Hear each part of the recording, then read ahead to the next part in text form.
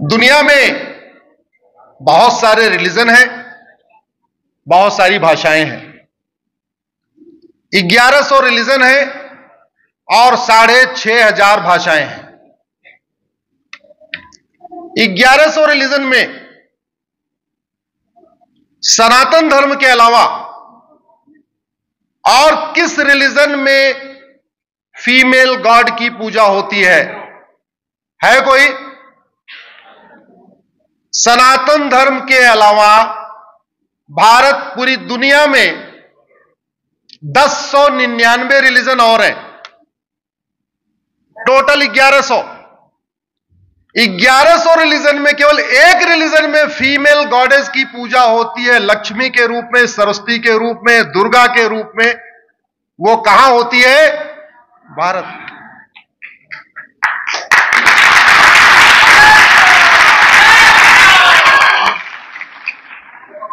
दुनिया के 6500 भाषाओं में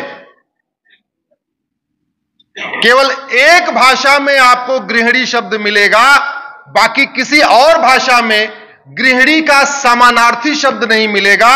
गृहिणी मतलब गृह ऋणी, जिसका पूरा घर ऋणी हो उसको कहते हैं गृहिणी।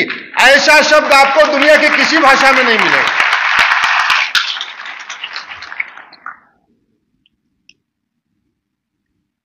बहुत सारी चीजें गुलामी के कारण भारत में आ गई, कुछ भाषाओं के कॉन्फ्लिक्ट के कारण भी आ गई। अंग्रेजी में 26 अल्फाबेट होता है A to Z, और इंग्लिश में टोटल 1 करोड़ शब्द हैं। हिंदी और संस्कृत में 52 अल्फाबेट होता है और टोटल 10 करोड़ शब्द हैं। संस्कृत में 108 अल्फाबेट है और संस्कृत में टोटल 40 करोड़ शब्द हैं। तो फायदा क्या हुआ? फायदा यह है कि हम मौसी को मौसी कहते हैं, चाची को चाची कहते हैं, दादी को दादी कहते हैं, मामी को मामी कहते हैं। हमारे पास हर रिश्ते के लिए एक शब्द है। चाचा को चाचा, मौसा को मौसा, मामा को मामा। दूसरी तरफ शब्दों की कमी है। टोटल 1 करोड़ शब्द हैं, उसी में काम चलाना है। तो मामी भी आंटी, चाची भी आंटी, मौसी भी आंटी।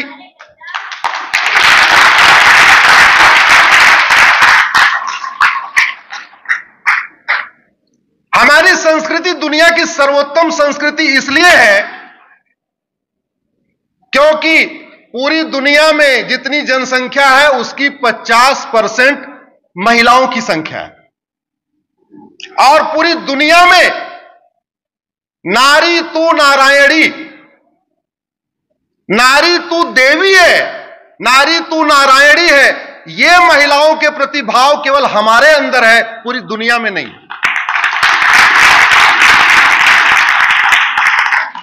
यत्र नारस्तु पूज्यते रमन्ते तत्र देवता।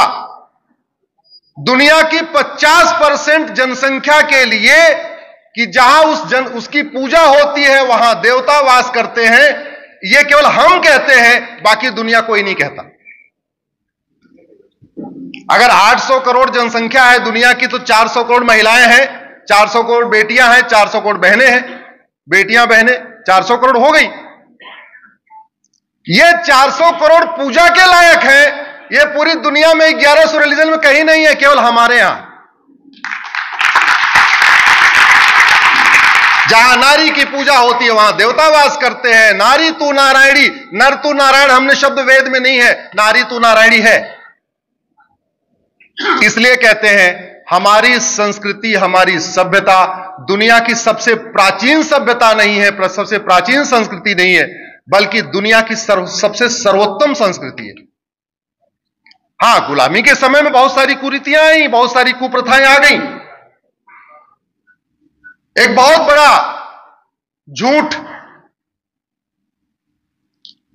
अभी तक चलता रहा, सर्वधर्म समभाव। मैंने एक सुप्रीम कोर्ट में PIL फाइल किया है। केंद्र सरकार के गृह मंत्रालय, कानून मंत्रालय, शिक्षा मंत्रालय और देश की सभी राज्य सरकारों को नोटिस भी हुआ है मैंने कहा कि जब धर्म एक ही है तो सर्वधर्म कहां से हो गया?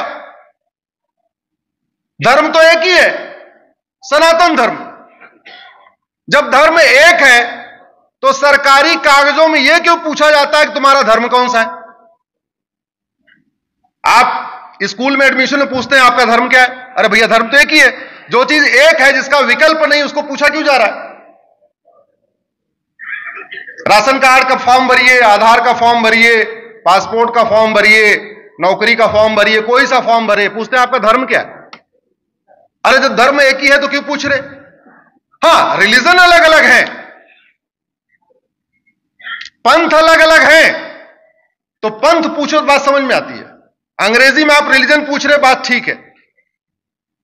हिंदी में, मराठी, गुजराती में पंथ पूछो, संप्रदाय पूछो, बात समझ में आती है। लेकिन आप पूछ रहे धर्म कौन सा है? अरे धर्म तो एक ही है, और धर्म की अलग अलग परिभाषा है। मनुस्मृति में बहुत साफ साफ एक श्लोक है, धर्म क्या है लिखा हुआ है, 10 गुण होते हैं धर्म के। महर्षि पतंजलि ने दिया है, धर्म क्या है? बोले अष्टांग योग धर्म है। अष्टांग योग में 8 एलिमेंट है, क्या क्या है उसको पढ़ सकते हैं। जैसे सारे पेड़ एक समान नहीं होते, सारे फल एक समान नहीं होते, वैसे ही सारे रिलीजन भी एक समान नहीं होते। यह बहुत बड़ा फेक नैरेटिव है कि सारे रिलीजन एक समान होते हैं। यह बहुत बड़ा फेक नैरेटिव है सारे पंथ एक समान होते हैं। सारे पंथ एक समान होते तो पूरी दुनिया के 1100 रिलीजन में कहा जाता नारी तू नारायणी, लेकिन 1099 तो इसको मानते नहीं है, केवल एक ही मानता है, फिर सारे एक समान कैसे हो गए? अच्छा, एक बात और, हम सब ऊपर वाले को मानते हैं ना? सब लोग